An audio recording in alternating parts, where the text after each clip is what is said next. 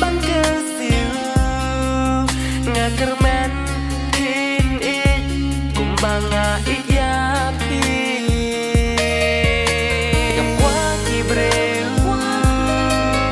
kin wat yang băng cơ siêu ngà cơ men tin ít cùng bà ngà ít ya pi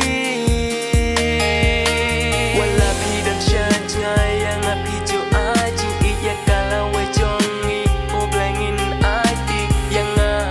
ipi ju ong yang awat kuslai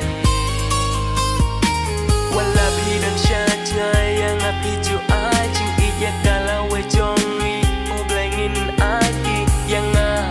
ipi ju ong yang awat kuslai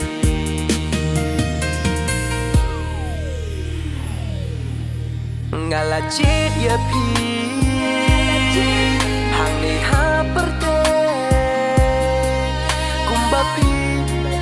kulang yang apim imar we wat kilo kijo ngaya tho khana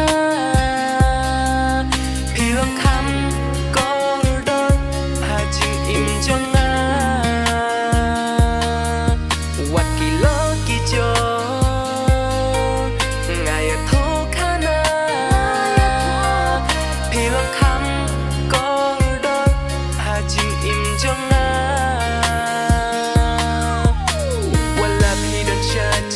yang api jo ajing iya kalau we jongi o blengin ati yang